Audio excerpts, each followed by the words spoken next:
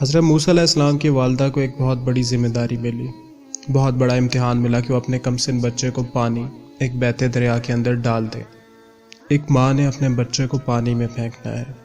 یہ ایک ایسا عمل ہے جس کا تصور بھی ممکن نہیں ہے، لیکن ان کے پاس بس دو آپشنز ہیں، یا وہ اپنی آنکھوں کے سامنے اپنے بچے کو فرعون کے سپہ سالاروں کے ہاتھوں ذبح ہوتا دیکھیں، یا پھر وہ اس بچے کو ایک ٹوکری میں ڈال کے، ایک ایسی ٹوکری جو واٹر پروف نہیں، جس کے نہ ڈوبنے کی کوئی ضمانت نہیں، اور پھر اس ٹوکری کو دریا میں پھینک دیں۔ اور ساتھ ہی اللہ تعالیٰ نے انہیں فرمایا کہ نہ تو خوف کرنا اور نہ ہی رنج کرنا، اور ہم اس کو تمہارے پاس واپس پہنچا دیں گے۔ اور اللہ تعالیٰ فرماتا ہے کہ جب انہوں نے اس ٹوکری کو اللہ کے حکم پہ دریا میں پھینکا تو جذباتی طور پر ایموشنلی خود کو ایسا کرنے پہ کبھی راضی نہ کر پاتی۔ اللہ نے انہیں ایمپاور کیا، یہ ہمت دی کہ وہ ایسا کر سکیں۔ اللہ فرماتا ہے کہ موسیٰ علیہ السلام کی والدہ کا دل بالکل خالی ہو گیا تھا اپنے بچے کو دریا میں پھینکنے اور ان کے بہہ جانے کا صدمہ، اور ساتھ ساتھ یہ علم تھا کہ آپ اپنے بچے کو اب کبھی ایکسیس نہیں کر سکتی، کبھی دیکھ نہیں سکتی۔ آپ کو یہ نہیں پتہ تھا کہ ان کے ساتھ کیا ہوا ہوگا، وہ ڈوب گئے ہیں یا نہیں، وہ ان سپاہیوں کے ہاتھ لگ گئے یا نہیں، یا وہ ٹوکری الٹ گئی یا سیدھی بہتی رہی۔ ان کو کوئی خبر نہیں تھی، اور ان کے دماغ میں بہت سارے خوفناک خیالات دوڑ رہے تھے۔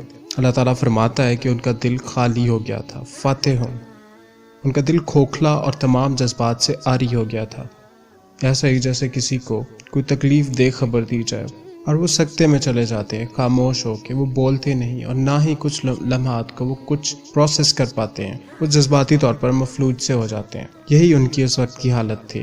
اس وقت تقریباً وہ اپنا راز عیاں کرنے والی تھی، وہ تقریباً دریا کی سے بھاگ کے چلانے والی تھی کہ یہ میرا بچہ ہے، لیکن اگر انہوں نے ایسا کہا ہوتا تو سپاہی اس بچے کو قتل کر دیتے۔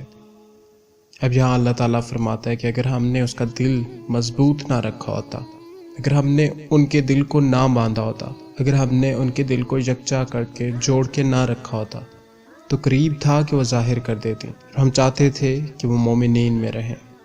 اللہ نے ان کے فؤاد کا مطلب وہ دل ہے جو جل رہا ہو، اس نے اس فؤاد کو پرسکون دل بنا دیا اور انہیں واپس ایک نارمل سٹیٹ میں لے آیا۔ اللہ تعالیٰ فرما رہا ہے کہ ایسا کرنے پہ صرف اور صرف اللہ ہی قادر ہے۔ آپ اپنی زندگی میں کچھ لوگوں کو دیکھیں گے جو ایموشنلی ٹراماٹائزڈ ہوتے ہیں، وہ کبھی ریکور نہیں کر پاتے، کیونکہ ابھی تک اللہ نے ان کے دل کو ٹائی اپ یا مضبوطی سے باندھ نہیں دیا۔ بطور انسان ہم میں یہ صلاحیت نہیں ہے کہ ہم کسی ٹراما سے ایموشنلی ریکور کر پائیں، صرف اللہ ہی ہے جو ہمیں ہیل کر سکتا ہے۔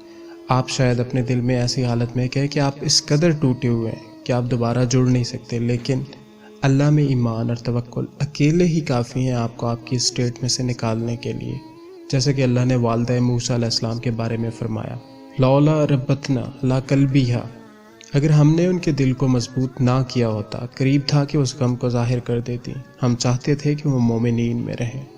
کون سی ایسی ماں ہے جو اس غم کو برداشت کرے کہ اس نے اپنے بچے کو دریا میں پھینکنا اور پھر اس بچے کو دیکھنے کی اجازت بھی نہ ہو؟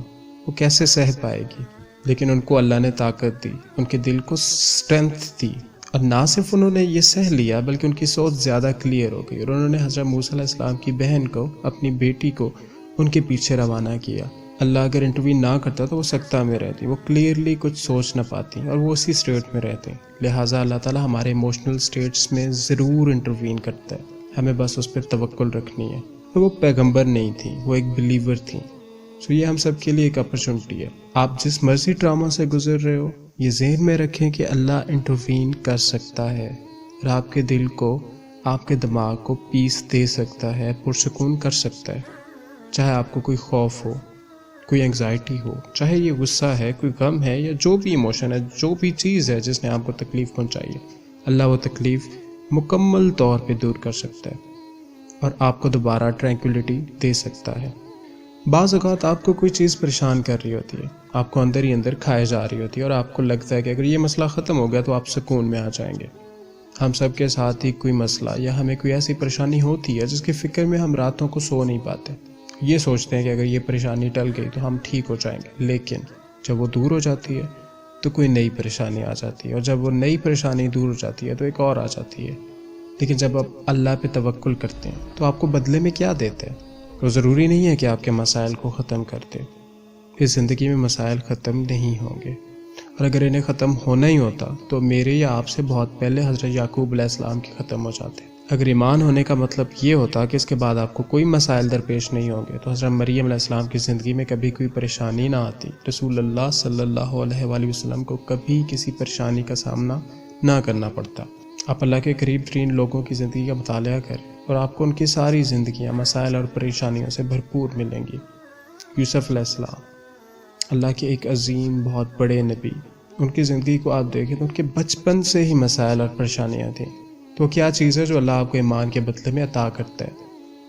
آپ کو کیا ملتا ہے جب آپ کسی مشکل کے دوران، جب آپ کو ہر طرف سے لوگ یہ بتا رہے ہوتے ہیں کہ آپ کی تکلیف اس لیے ہے کہ اللہ آپ سے ناراض ہے یا اللہ آپ پہ غصہ ہے، اور دوسری طرف آپ خود بھی یہ سوچنا شروع کر دیتے ہو کہ یہ صرف اس لیے ہو رہا ہے کہ اللہ مجھے کوئی سزا دے رہا ہے۔ اس لمحے میں اگر آپ اللہ کا اپنے مائنڈ میں بیسٹ امپریشن رکھ سکیں اور اللہ سے اپنی محبت اور اپنے بانڈ کو مینٹین کر سکیں کہ اللہ آپ کو اکیلا نہیں چھوڑے گا، تو آپ کو بدلے میں کیا دے گا؟ یہدی قلبہ، وہ اس انسان کے دل کو رہنمائی دے دیتا ہے، ان کے دل کو ہدایت دے دیتا ہے۔ میں آپ کو ضمانت دے سکتا ہوں جب آپ کا مسئلہ دور ہو جائے، اگر یہ پیسے کا مسئلہ ہے اور پیسہ آ جائے، اگر یہ صحت کا مسئلہ ہے اور صحت واپس مل جائے، اگر یہ فیملی پرابلم ہے اور یہ مسئلہ حل ہو جائے، ان سب میں سے کسی ایک چیز کا بھی اس تحفے سے کوئی موازنہ نہیں۔ اس ایک تحفے کے مقابلے میں اس زندگی کی کوئی چیز بھی ورتی نہیں۔ وہ تحفہ کیا ہے؟ یہدی قلبہ، آپ کا دل پرسکون ہو جائے گا۔ چاہے آپ کی زندگی میں جو مرضی ہو رہا ہو، آپ کے چہرے پہ مسکراہٹ ہوگی۔ جب آپ اپنے اندر یہ ڈیولپ کر لیں، اس دنیا میں ایسے لوگ ہیں جن کے پاس بے پناہ دولت ہے لیکن وہ سو نہیں پاتے۔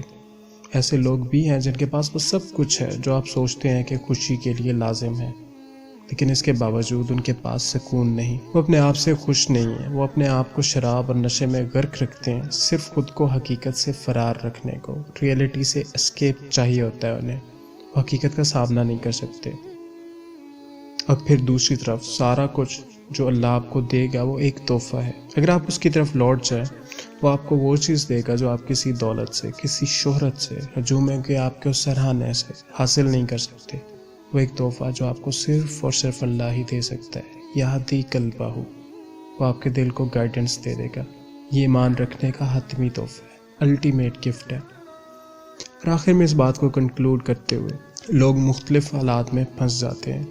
آپ اور میں، ہم سب کسی نہ کسی سچویشن میں پھنسے ہوں گے یا پھنسیں گے، اور ایسی سچویشن میں کوئی راستہ نظر نہیں آ رہا ہوتا۔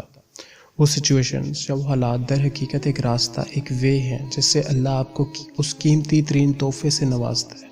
یہ اس کا وے ہے جس سے وہ ہمارے دلوں کی رہنمائی کرتا ہے۔ اگر ہم صرف ان حالات کو، ان سچویشنز کو اللہ کو ڈھونڈنے کے لیے استعمال کریں، ان حالات میں اللہ کو یاد کریں، اور اس کے لیے آپ کو کسی زبان کی محتاجی یا بہت زیادہ علم ہونے کی ضرورت نہیں۔ آپ بس اللہ کی طرف پلٹو اور کہو، یا اللہ آپ بہترین منصوبہ ساز ہیں، آپ بیسٹ پلانر ہیں۔ کوئی مجھ سے ایسے محبت نہیں کرتا جیسے آپ کرتے ہو، کوئی میرا ایسا خیال نہیں رکھتا جیسا آپ کرتے ہو۔ مجھے معلوم ہے کہ میرا اس سچویشن میں ہونا میرے لیے بہترین ہے، میری رہنمائی کرو، مجھے آپ کی رہنمائی چاہیے۔ یہ ممکن ہی نہیں ہے کہ آپ سچے دل سے اللہ سے رجوع کریں، اس سے ہدایت مانگیں اور وہ آپ کو خالی لوٹا دے۔ آپ اس سے گاڑی مانگیں، پیسہ مانگیں تو شاید آپ کو نہ دے، آپ اس سے گھر مانگیں تو ہو سکتا ہے آپ کو نہ دے، آپ اس سے تندرستی مانگیں، ہو سکتا ہے آپ کو نہ دے، ہو سکتا ہے دے دے، لیکن یہ بھی ہو سکتا ہے کہ نہ دے، کیونکہ اسے پتہ ہے آپ کے لیے کیا بہتر ہے۔ لیکن ایک چیز جو آپ کو ہمیشہ اور یقینی طور پہ دیتا ہے وہ رہنمائی ہے۔ جب آپ سچے دل سے مانگتے ہو وہ آپ کو لازمی دے گا، اور جب آپ کو رہنمائی مل جاتی ہے تو باقی تمام مسائل خود ہی حل ہو جاتے ہیں۔ اللہ عز و جل ہمیں ان لوگوں میں شامل کرے جو حقیقتاً اور واقعی ہی اس کی ہدایت کی بھیک مانگتے ہیں، اور وہ ہماری تمام مشکلات کو اور مسائل کو وہ راستہ بنا دے جس راستے سے وہ اپنی رہنمائی کا بہترین تحفہ عطا کرتا ہے۔ آمین۔